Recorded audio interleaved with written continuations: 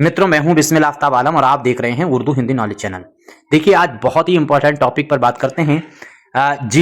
GIC का जो उत्तर प्रदेश का एग्जाम होने वाला है और उससे पहले 25 जनवरी और इसके अलावा 25 जनवरी के अलावा 16 जो जनवरी है उसको एलटी ग्रेड का एग्जाम होने वाला है। और उत्तर प्रदेश के आयोगों का सबसे पसंदीदा टॉपिक जहां से वो सवाल बनाते हैं उस पर बात करते हैं। बात आज करेंगे जो सूर्य से संबंधित ग्रह हैं और उन ग्रहों का क्रम क्या है, कौन सा सबसे ज्यादा छोटा है, कौन सा बड़ा है, धरती के पास में कौन से, दूर कौन सा है, लेटा ग्रह कौन सा है, बौना ग्रह कौन सा है। इस तरह के जो सवालात बनते हैं, चमकीला कौन सा है, ठंडा कौन सा है, गर्म कौन सा है, ऐसे सवाल जो है बहुत सवाल कंफ्यूज करने वाले बनते हैं। आइए इसको एक डायग्राम से समझेंगे। अब ये क्रम देख लीजिए, मैंने आपके सामने क्रम ही बना दिया है। सबसे पहले आपको देखेंगे तो आपको दिखेगा ये वाला हिस्सा। यहां पर इसको सही कर देते हैं पहले। तो ये हिस्सा जो है वो आपको दिखने वाला है। इस हिस्से को आप उम्मीद करता हूं समझ में आ रहा होगा। मान लीजिए यही वाले हिस्से को ये सूरज है, ठीक है। तो ये सूरज है और इस सूरज के पड़ोस में सबसे पास में ग्रह कौन सा होगा। देखिए, पहला ही प्रश्न ये है कि सूर्य का सही क्रम क्या है। तो सूर्य का जो है ग्रह हैं उनका सही क्रम आपको बताना है। तो नंबर 1 पर आपको बुध दिखेगा, यानी ये जो है वो सूरज है नंबर 1 पर। अब सूरज के बाद में जो पड़ोस में है वो आपको दिखेगा ग्रह जो है वो बुध है। बुध के पड़ोस में आपको दिखेगा वो आपको शुक्र दिखेगा। शुक्र के पड़ोस में ये अपनी धरती है यानी पृथ्वी है। इसके बाद में ये मंगल है। मंगल के पड़ोस में ये जो है वो बृहस्पति है। बृहस्पति के पड़ोस में ये शनि है और शनि के पड़ोस में जो अरुण है और अरुण के पड़ोस में जो है वो वरुण है। जिस तरह से मैंने ये आपके सामने छल्ले बनाए हैं इसको ऐसे ही आपको याद रखना है। उम्मीद करता हूं सारी चीजें क्लियर हो गई हैं। अब इसी डायग्राम से हम आपको चीजें समझाते हैं। मसलन आपको ये अपनी पृथ्वी जो दिख रही है, ये वाली ये पृथ्वी है और इस पृथ्वी के पड़ोस का ग्रह अगर आपसे पूछा जाए, जो सबसे नजदीकी ग्रह, क्योंकि पूछते हैं क्रम, तो इसके पड़ोस में इधर पीछे की तरफ अगर आप देखना चाहेंगे तो ये वाला जो ग्रह है, ये पड़ोस में जो है ग्रह जिसको हम क्या कहते हैं, शुक्र कह सकते हैं। और इससे थोड़ी ज्यादा दूर को अगर आप देखना चाहेंगे तो इसकी पृथ्वी के इधर वाला ये ग्रह जो है वो मंगल है, थोड़ी इससे ज्यादा दूरी पर है। मंगल के बाद में ज्यादा दूरी पर आप देखेंगे तो पृथ्वी से फिर ये पास में आ जाएगा और इससे भी दूर देखेंगे तो फिर ये इधर जाएगा। यानी एक बार इधर चला और उसके बाद में ये लिस्ट जो है इधर के लिए बढ़ती चली जाएगी। ग्रहों की बेल्ट जो है वो ऐसे करके बढ़ती हुई जाएगी।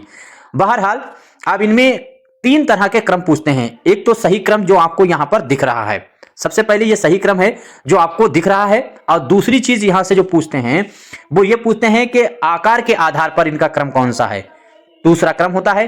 तीसरा प्रश्न यहां से बनता है कि पृथ्वी से उनकी दूरी का क्रम कौन सा है, यानी पृथ्वी के पास पहला ग्रह कौन सा है, फिर दूसरा कौन सा है, तीसरा। इस तरह से बस ये 3 ही क्रम आपको याद रखना है, बाकी इसी के अंतर्गत सारी चीजें घूमती रहेंगी।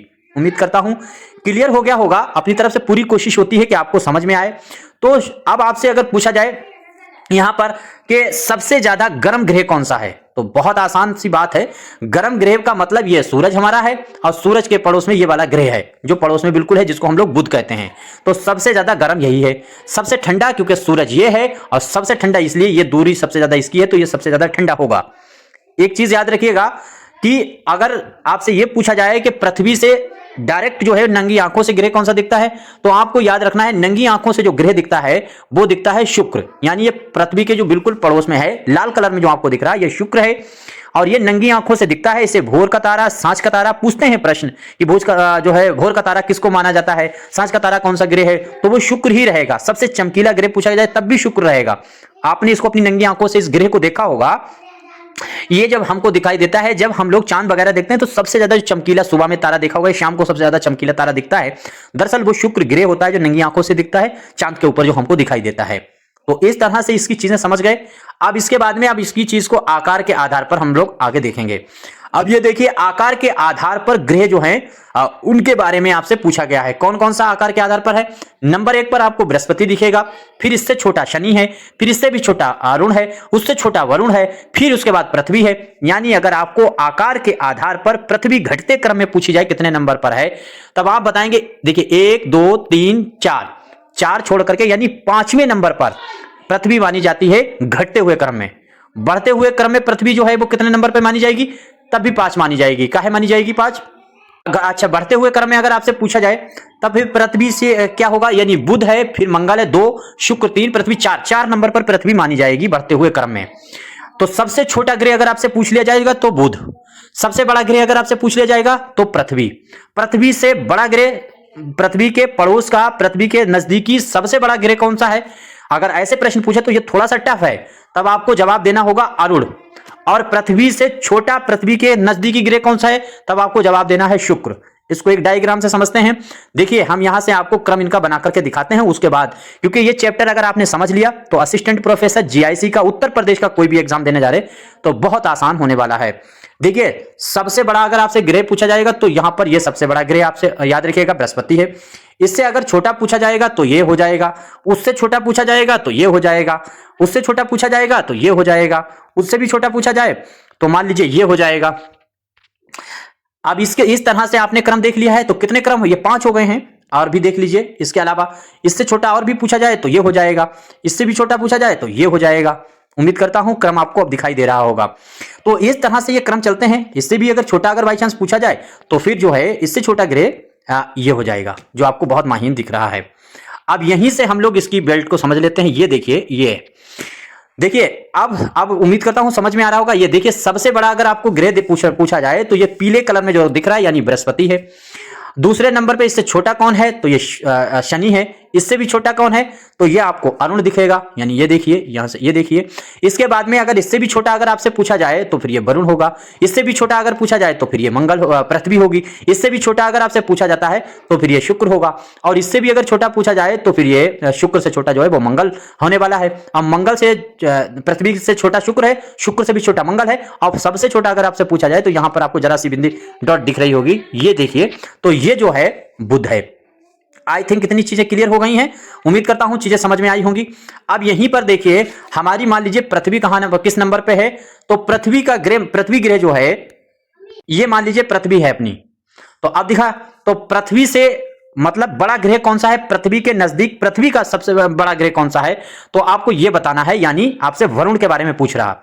और पृथ्वी के नजदीक पृथ्वी से छोटा ग्रह कौन सा? सबसे छोटा पृथ्वी के नजदीक कौन सा ग्रह है? तो ये आप बताएंगे शुक्र है। और अगर सबसे छोटा पूछा जाए, आपसे पूछा जाए जो है आकार के आधार पर सबसे छोटा ग्रह, तो फिर आपको जवाब इसका देना है, यानी बुध का देना है। और आकार के आधार पर सबसे बड़ा ग्रह पूछा जाए तो फिर यहां पर बृहस्पति का देना है। ये कंफ्यूजन नहीं होनी चाहिए। उम्मीद करता हूं समझ में आ रहा होगा। देखिए हमारे पास उर्दू के स्टूडेंट ज्यादा होते हैं और समझ में भी उनके जो है ये सारी चीजें दूर कर दी गई हैं। और जीके जीएस पढ़ाया नहीं जाता है तो हम कोशिश करते हैं कि हमारे उर्दू के बच्चे जुड़े रहें और वो भटक ना पाएं। हम आपको कल वाले दिन ऐसी जुगाड़ बताने वाले हैं कि फर्स्ट पेपर में आप 15 नंबर हर हाल में जुगाड़ कर लेंगे। 15 नंबर की हम आपको कम से कम 15 नंबर ला सकते हैं। 4-5 टॉपिक बताएंगे, बस उन्हीं को रट डालिए। बार बार उन 4-5 को रोज पांचों टॉपिक दिन भर में एक बार पढ़िए। 10 दिन 8 दिन अभी एग्जाम के बचे हुए हैं। उर्दू वालों का कानपुर सेंटर सबका गया है। सभी लोग उन 5 टॉपिकों को बार बार मतलब रोज उसको देखते रहिए, तो 15 क्वेश्चन वहां से आपके कवर हो जाएंगे। बाकी उर्दू अपना तैयार करते रहिए। आगे देखिए, बाकी अपनी प्रैक्टिस करने के लिए अपनी किताब शाहीन है, उसको मंगा सकते हैं। और कोई भी एग्जाम यूपी का देना है उसके लिए बहुत इंपॉर्टेंट किताब है। बाकी नंबर जो दिख रहा है, जो भी जानकारी चाहिए उस पर बात कर सकते हैं और मुझसे डायरेक्ट बात हो सकती है। कोई सजेशन चाहिए तो हम उस पर बात कर लेंगे। अगला प्रश्न देखिए कि पृथ्वी से दूरी के क्रम में ग्रहों का सही क्रम क्या होगा? तो अभी मैंने बताया था कि पृथ्वी से सबसे जो है पास में ग्रह कौन सा है? तो सभी को मालूम है ये पास में सबसे जो है वो पृथ्वी के है शुक्र। ये शुक्र जो है वो सबसे पास में है। इसके बाद में मंगल है, मैंने इधर उधर दोनों तरफ बताया था। फिर बुध है, बुध जो है वो सूरज के सबसे नजदीक है। और पृथ्वी से वो जो है वो तीसरे नंबर पर है। पृथ्वी के बाद तीसरे नंबर पर शुक्र, मंगल, फिर बुध। इसके बाद में पृथ्वी से दूरी में देखेंगे तो बृहस्पति है। फिर उससे भी दूरी अगर देखेंगे तो शनि है। शनि से भी दूर देखेंगे तो अरुण और वरुण है। फिर इसके बाद क्रम आपको जो याद रखना होता है, दरअसल कंफ्यूजन होती है यहां पे, शुरू में ही 4 याद रखिएगा। क्योंकि पृथ्वी जो है वो सूरज के बाद में तीसरे नंबर पर है। सूरज है, उसके बाद बुध है, फिर शुक्र है, फिर पृथ्वी है। और जब पृथ्वी के आसपास के ग्रह दूरी के हिसाब से पूछेंगे, दूरी के लिहाज से समझ पा रहे हो, हम फिर से इसे क्लियर ही करके छोड़ेंगे क्योंकि इस टॉपिक से सवाल बन गया तो बहुत मुश्किल। मान लीजिए ये हमारी पृथ्वी है और इससे अगर पूछे 10 किलोमीटर पर कौन है तो आप बताएंगे शुक्र। इससे पूछा 15 किलोमीटर दूरी पे कौन है तो मंगल। इससे पूछा गया 16 किलोमीटर की दूरी पे कौन है तो आप बताएंगे बुध। और पृथ्वी से अगर पूछा गया 17 किलोमीटर की दूरी पे कौन है तब आप बताएंगे बृहस्पति। इस तरह से यह क्रम दिया गया है यहां पर। तो उम्मीद करता हूं अब तो आपकी चीजें क्लियर हो गई होंगी। इसके बाद में एक बहुत इंपॉर्टेंट चीज है जो आपको याद रखनी चाहिए और जहां से सवाल ये बहुत बनाते हैं। वो चीज क्या है कि ये शुक्र जो ये देखिए कि अगर आप देखेंगे तो यहां से देखिएगा जो है शुक्र का जो ग्रह है उसका अंग्रेजी नाम आपसे पूछा गया है क्या है। तो क्योंकि ये कई बार ऐसा कर चुके हैं कि ये अंग्रेजी नाम देने लगे हैं, यानी एक तरफ ग्रह दे देते हैं और दूसरी तरफ उनके अंग्रेजी नाम दे देते हैं और कह देते हैं मैच करिए। तो अंग्रेजी नाम इनके जरूर याद कर लीजिएगा। जैसे बुध है, बुध को मरकरी कहते हैं क्योंकि बुध जो है उसको मरकरी कहा गया है, वो सूरज के बिल्कुल पास में है। सबसे गर्म ग्रह भी यही है। रात में सबसे ज्यादा ठंडा हो जाता है, दिन में सबसे ज्यादा गर्म ग्रह बुध होता है। उसके बाद में जो है वेनिस आपको याद रखना है, अपना शुक्र है। शुक्र को वेनिस कहते हैं, ये नंगी आंखों से दिखता है। पृथ्वी तो पता ही है अर्थ है। मंगल आपको मार्क्स जो है याद रखिए, देखिए मां से मंगल होता है, एम से मंगल हो भी लिख सकते हैं और एम से मार्क्स भी लिख सकते हैं, ऐसे याद रखिएगा। बृहस्पति को जुपिटर कहते हैं, ये भी याद रखिएगा। शनि को सैटर्न कहते हैं, ये भी यस से याद रखिएगा। इसके बाद में अरुण का नाम आपके यूरेनस सभी को मालूम है और वरुण का नेपच्यून। तो ये आप एक बार अपने पास नोट कर लीजिएगा और फिर उसके बाद इनको रट लीजिएगा बिल्कुल। उम्मीद करता हूं ये चीज क्लियर हो गई होगी। आगे देखिए बुध और उसके अलावा कौन सा ग्रह है जिसका कोई उपग्रह नहीं है। अब उपग्रह का मैटर अलग है। देखिए एक बार हम आपके सामने फिर से थोड़ी कंफ्यूजन दूर करते हैं। मान लीजिए ये हमारा सूरज है और ये हमारा ग्रह है, फिर ये हमारा ग्रह है, फिर ये इसके बाद में हमारा ग्रह है, फिर ये ग्रह है। तो इस तरह से ये ग्रह हमारे सामने दिए गए हैं। अब होता क्या है कि दरअसल ये मान लीजिए हमारे पास में ये जो है धरती है, धरती मान लीजिए ये है हमारे पास धरती है। तो इस धरती, अभी ये सूरज है ये वाला, अभी हमने बताया था कि ये हमारे पास सूरज है। तो सूरज के ये सारे के सारे ग्रह हो गए हैं, ये भी ग्रह है, ये भी ग्रह है, ये सूरज के हो गए। लेकिन इस मान लीजिए धरती के पास में भी कोई दूसरा अगर यहां पर ग्रह है दिखा दिया जाए तो वो होता है उपग्रह। यानी धरती, इन ग्रहों के बाद में यानी सूरज को छोड़ करके जितने भी हैं ये, इनमें से किसी का भी ग्रह होगा तो वो इन ग्रह का उपग्रह कहलाएगा। तो सूरज जैसे पृथ्वी अपनी है, ये ग्रह है और इसका उपग्रह जो है वो चांद है। तो पृथ्वी का उपग्रह क्या है? चांद है। उम्मीद करता हूं सभी को मालूम होगा। अब इसी में एक चीज आपसे ये पूछा गया है कि कौन सा वो ग्रह है जिसका उपग्रह नहीं है। तो एक बात याद रखिए, ये तो अपना हो गया सूरज। अब इसके सूरज के बाद में देखिए ये बुध है, इसके पास में होता है, और बुध के अलावा शुक्र, ये भी इसके जो पास में होता है सूरज के पास में। तो सूरज के पास में जो दोनों ग्रह हैं, चाहे वो शुक्र हो चाहे वो बुध हो, इसका कोई उपग्रह नहीं है। उसकी वजह हम आपको बता देते हैं। वजह इसलिए क्योंकि ये सूरज है और ये ग्रह जो हैं ये सब इसके गोल गोल ऐसे ऐसे ऐसे चक्कर काट रहे हैं।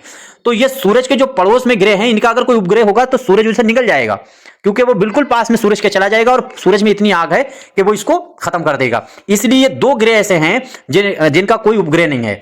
लेकिन अपनी धरती अगर है तो इसका उपग्रह है चंद्रमा। अब एक और भी याद रखना, पोमोस डोमस करके दो उपग्रह हैं जो कई बार पूछे गए हैं, वो याद रखिएगा। वो किसके हैं? वो मंगल के उपग्रह हैं। मंगल के उपग्रह आपसे पूछा जाता रहता है, तो ये चीज आपको याद रखना चाहिए। अब अगला आपसे प्रश्न है कि आंतरिक ग्रहों के अंतर्गत कौन से ग्रह आते हैं। बहुत आसान सवाल है।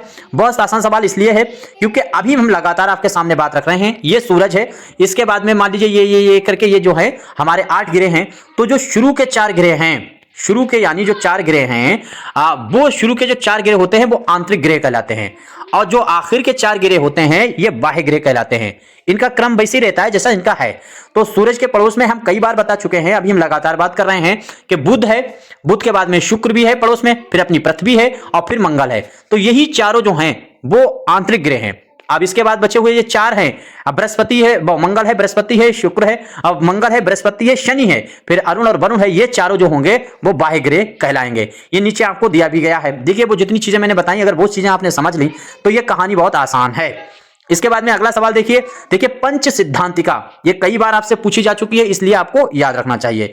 पंच सिद्धांतिका अगर आप देखेंगे तो पंच सिद्धांतिका किताब किसकी है, या फिर लघु जातक, ये भी आपको याद रखना है।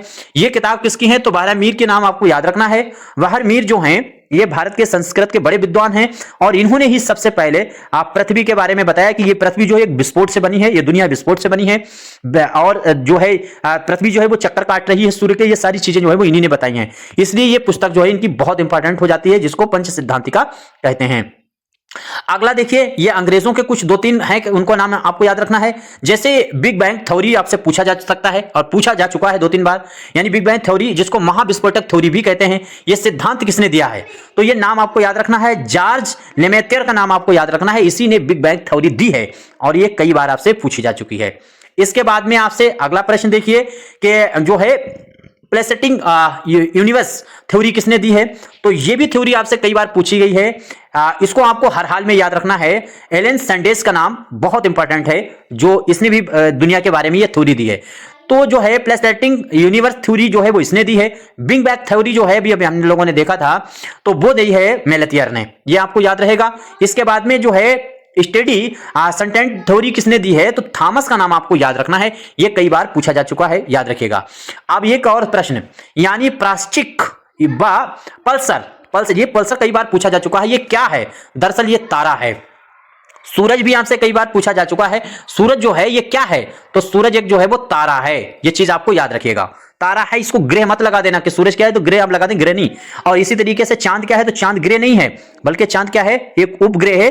उपग्रह का मैंने थ्योरी बताई है कि जो सूरज के बाद में जितने चक्कर सूरज के काट रहे हैं वो ग्रह हैं, और उन ग्रहों का भी कोई चक्कर अगर काट रहा है तो वो उसका उपग्रह है।